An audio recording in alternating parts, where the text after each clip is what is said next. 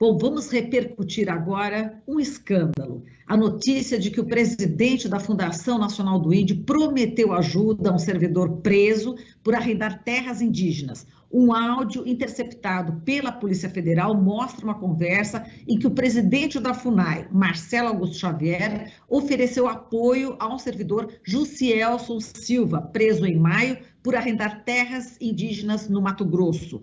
O Jussielson Silva atuava aí em Ribeirão Cascalheira, a 993 quilômetros de Cuiabá. Ele foi preso junto com um policial militar e um ex-PM. Eles são suspeitos de alugar áreas na terra indígena Marai-Uatsed, do povo Chavante. O áudio foi divulgado pelo jornal O Globo. E a gente vai falar sobre este assunto, sobre esse escândalo, com o Fernando Viana, presidente da Indigenistas Associados. Olá, Fernando, seja muito bem-vindo, bom dia.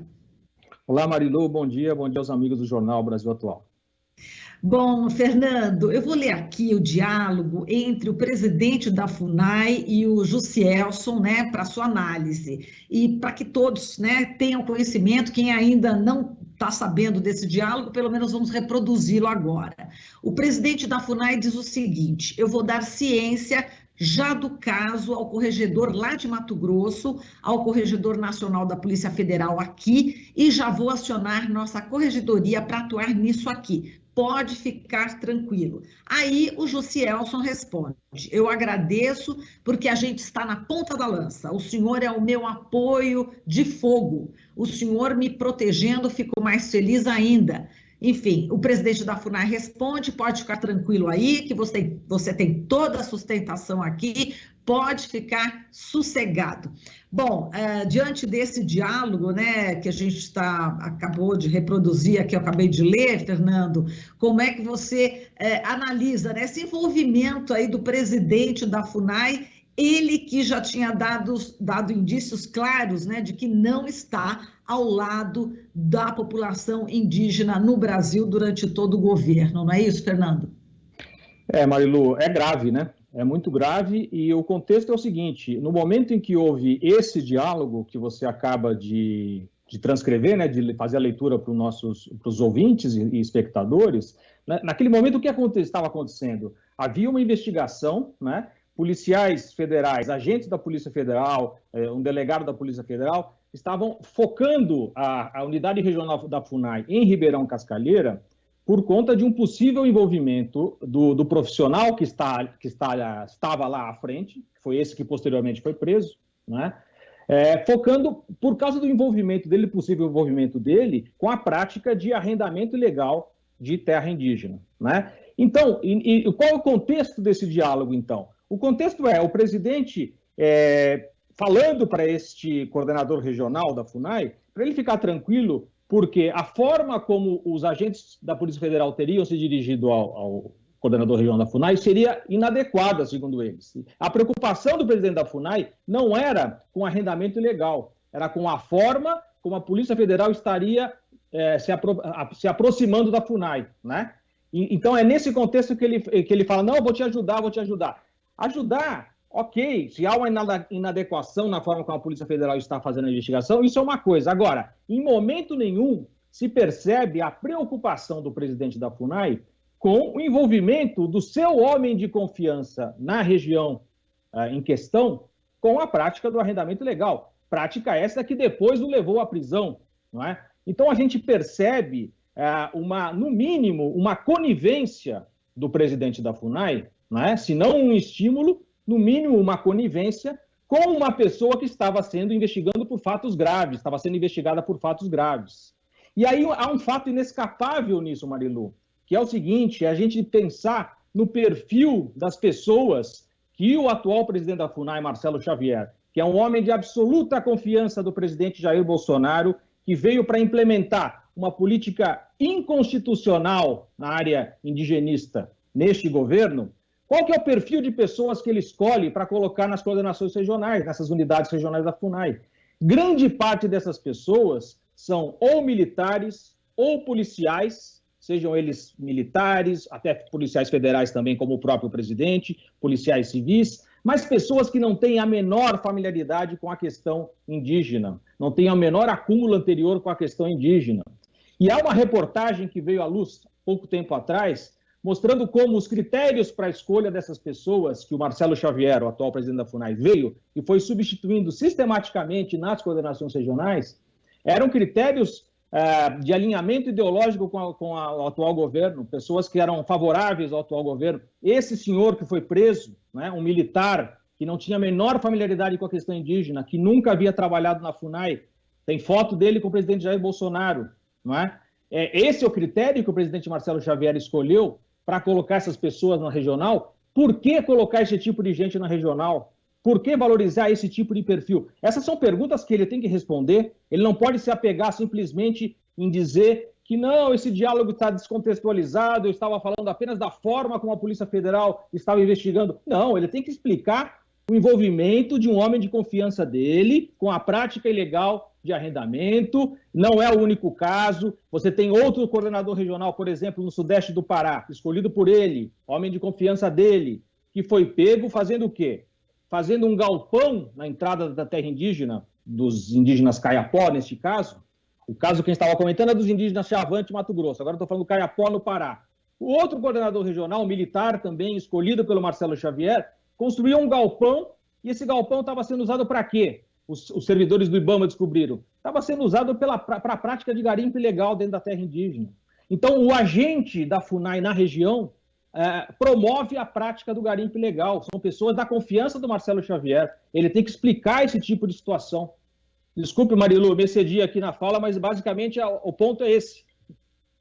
Exato, não, perfeito, não tem problema nenhum, porque você está justamente dando outros exemplos, são recorrentes, né, esses exemplos, da forma como você falou, é o lobo cuidando do galinheiro, né, a gente percebe isso, né, essa questão do galpão, exatamente para liberar, né, enfim, para deixar os garimpeiros ilegais atuarem no Pará é um exemplo, né. Agora, o Josielson, falando em questão, né, de policial militar, essas forças, né, de repressão na FUNAI, o Josielson Silva ele atuava, inclusive, com o policial militar, né, o Gerardo Maximiliano Rodrigues e Souza, e o ex-policial militar Enoque Bento de Souza, e aí os três são réus aí no processo, né, Gerardo, Enoque, ele também respondem também por integrar ali uma milícia privada, sequestro qualificado, abuso de autoridade, peculato, favorecimento pessoal, usurpação de função pública na forma qualificada, porte ilegal de arma de fogo e estelionato. Quer dizer, é esse tipo de gente que está atuando, né?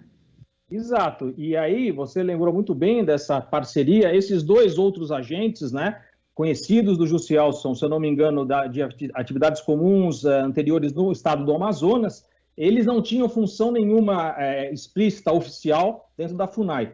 Porém, a esposa de um dos dois, agora não vou lembrar qual dos dois, se o Gerardo ou o Enoque, a esposa de um dos dois foi nomeada pelo presidente Marcelo Xavier numa outra coordenação regional da FUNAI na região, ali próximo, na cidade de Canarana, né, também ali no leste do Mato Grosso. De modo que essas pessoas todas estavam ali articuladas. E essa esposa, acho que do Gerard, se eu não me equivoco, ela, quando você vê as reportagens sobre o histórico dela, algum envolvimento com a questão indígena? Não. Ela trabalhava justamente com a questão de venda de armas, né? Essa que era a expertise dela. Então, por que colocar uma pessoa dessa para ocupar um cargo técnico numa unidade regional da FUNAI? São essas questões que o presidente Marcelo Xavier precisa se explicar, sabe? Nós temos uma situação, Marilu, muito grave atualmente na FUNAI. Nós, da Indigenistas Associados, em parceria com uma outra organização, da nossa parceira chamada INESC, produzimos um dossiê que chama Fundação Anti-Indígena, que é justamente um retrato do que foi feito ao longo do governo Bolsonaro na FUNAI, e é gravíssima a situação, porque basicamente se resume naquilo que você falou, a imagem da raposa colocada para cuidar do galinheiro, né? De dentro da FUNAI está se praticando o oposto do que está previsto na Constituição brasileira e na legislação brasileira a respeito da política indigenista. Basicamente é demarcar terra indígena, proteger as terras indígenas, o usufruto dos recursos naturais são dos índios, são dos indígenas. Isso é a inversão, não demarcar terra indígena e, de alguma forma, facilitar que os setores não indígenas se apropriem dos recursos naturais nas terras indígenas. É isso que está sendo colocado como política hoje em dia na FUNAI e é algo muito grave. Exato. Agora vamos atualizar as informações em relação, né, aos assassinatos do Bruno Pereira e do Dom Phillips, Fernando. A gente sabe que é a comissão temporária, né, sobre a criminalidade da região norte do Senado, criada justamente para investigar o assassinato deles, apresentou um relatório final, né, do senador Nelsinho Trade, do PSD do Mato Grosso do Sul, com a conclusão dos trabalhos, né? Então, a gente tem alguns pontos aqui do relatório, mas eu gostaria de saber como é que você viu esse relatório apresentado, porque eles chegaram, né, exatamente à conclusão que não foi aí um simples crime de mal-entendido, não parece que existe realmente mandantes, né, por trás, quer dizer, é preciso uma investigação bastante severa em relação a algo mais articulado, né, do que só rixa pessoal, como diz o Nelsinho Trade, né? Não, sem dúvida. Isso desde o início, né, da tragédia, a organização indígena da região, a Univaja, desde o início se bateu nisso, né, se veio a público dizer, olha, nós temos denunciado, a Univaja dizendo, né, nós temos denunciado a situação no Vale do Javari há muito tempo, né? Em 2019, já no final, no segundo semestre de 2019, houve um servidor da FUNAI que trabalhava com o Bruno na região, foi assassinado a tiros à luz do dia na cidade de Tabatinga. E a Univaja já percebia, naquele momento, que aquilo ali já era a expressão de algo que vinha acontecendo, ataques a tiros às bases da FUNAI na região, né? Aí a morte do Maxiel, esse agente da FUNAI em 2019, e a Univaja estava sistematicamente denunciando para as autoridades que havia uma prática sistemática de crime organizado ali, afetando o Vale do Javari. Bom, não foi feito nada, né?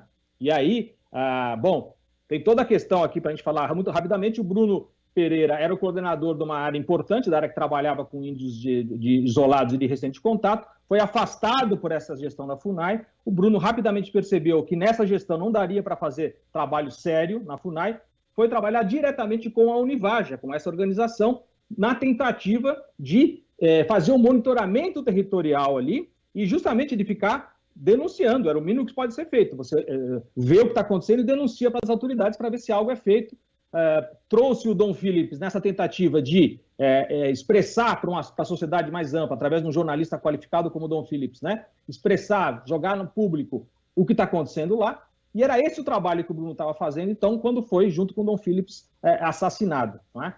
Então, toda essa situação é uma situação que tem um histórico. A Univaja já vinha alertando de que é um envolvimento ali dos pescadores da região com a prática de crime organizado, né, ligação aí possivelmente com narcotráfico e tal, algo muito grave, e não foi feito nada, né, nesse período todo. Bom, o relatório final do Senado aponta, né, reforça essas observações da Univaja, reforça a necessidade, portanto, de aprofundar as investigações. Já foi preso lá um sujeito que no início, né, estava mantido à parte.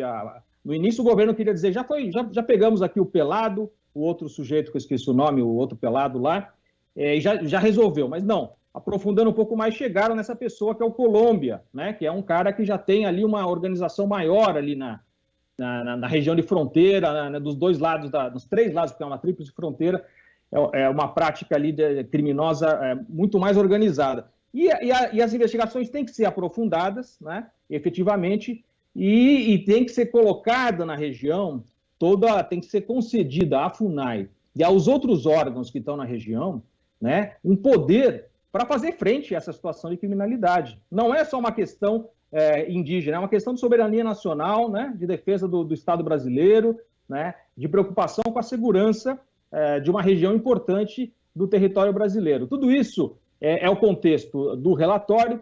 E ali um ponto que eu acho importante destacar, Marilu, é o seguinte: a Comissão do Senado apontou a necessidade de que o Tribunal de Contas da União e o Ministério Público Federal se aprofundem, além das investigações relacionadas propriamente ao assassinato, se aprofundem no que foi feito pela FUNAI efetivamente em termos de fiscalização nesse período todo. Porque a FUNAI se defende, o Estado brasileiro se defende dizendo, não, nós gastamos não sei quantos milhões em fiscalização, estamos trabalhando corretamente nessa área. Só que o que eles dizem, esses dados que eles apresentam, não são condizentes com o que a Univaja está denunciando e, efetivamente, com o que a gente vê na região, né? Então, é preciso que o Tribunal de Contas da União, os órgãos de controle, faça uma apuração fina de como é que foi gasto como é que foram gastos esses recursos, para ver como é que a FUNAI esteve se portando ao longo desses anos em relação à fiscalização das terras indígenas, sobretudo na região do Vale do Javari.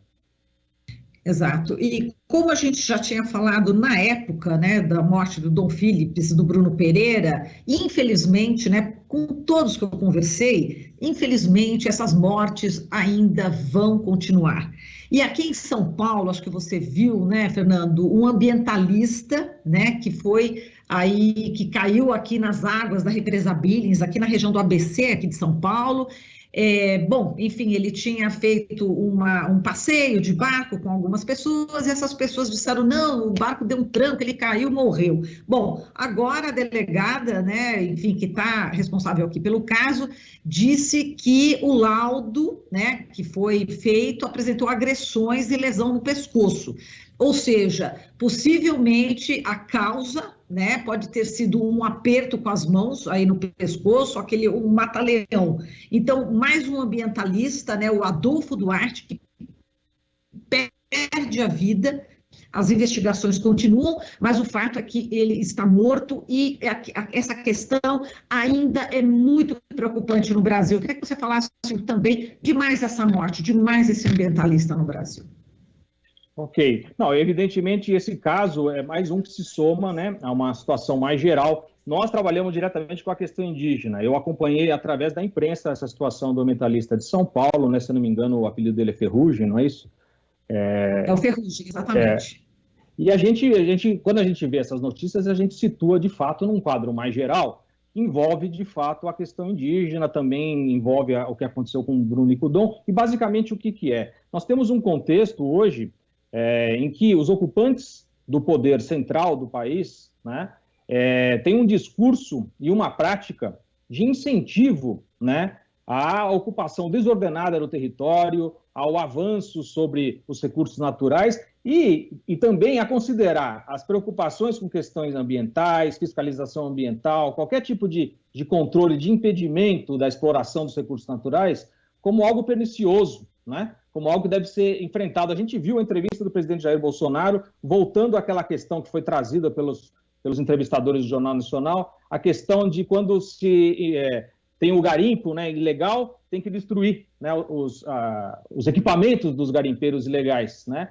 E o presidente ele não suporta isso, ele quer defender né, o maquinário ali dos garimpeiros ilegais. É esse tipo de coisa. Ex-ministro Ricardo Salles, né, ele era ministro do Meio Ambiente, mas o que ele fazia era promover as atividades irregulares, passar a boiada, né, desregulamentar toda a regulamentação ambiental para poder facilitar a exploração dos recursos naturais, inclusive exploração madeireira, né, exportação de madeira ilegal, com a qual ele estava envolvido quando saiu do governo. Então, assim, as principais autoridades do país têm um discurso e uma prática de incentivo, né, à exploração dos recursos naturais e tem um discurso e uma prática de que a proteção ambiental, os cuidados com o meio ambiente é quase como se fosse assim uma frescura ou algo que tem que ser eliminado, não é?